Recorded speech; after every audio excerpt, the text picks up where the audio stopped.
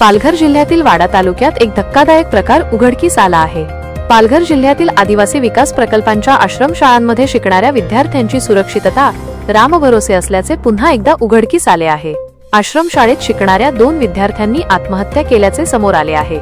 या घटनेने एकच खळबळ उडाली आहे। वाडा तालुक्यातील आंबिस्ते येथील आश्रमशाळेत 2 विद्यार्थ्यांनी गळफास घेऊन आत्महत्या केल्याचा धक्कादायक प्रकार समोर आला आहे। देविदास परशुराम नावळे इयत्ता 10वी राहणार मूळचा मोखाडा बिवळपाडा आणि मनोज सीताराम वड इयत्ता 9वी राहणार दापटी या 2 विद्यार्थ्यांनी गळफास घेऊन आत्महत्या केली आहे।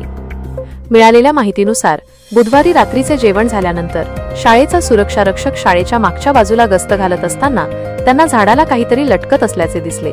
तेव्हा त्यांनी जवळ जाऊन पाहणी केली तेव्हा 2 विद्यार्थ्यांनी गळफास घेतल्याचे स्पष्ट झाले। सुरक्षा रक्षकांनी याबाबत तात्काळ मुख्याध्यापक, अधीक्षक व इतर शिक्षकांना याची माहिती दिली।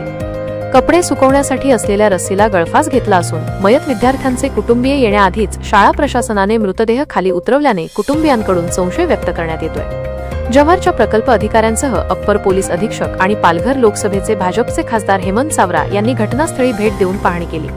आत्महत्येचे कारण अजूनही अस्पष्ट असले तरी यामुळे संबंधित विभागांवर मात्र आता पालकांकडून संताप व्यक्त करण्यात येतोय।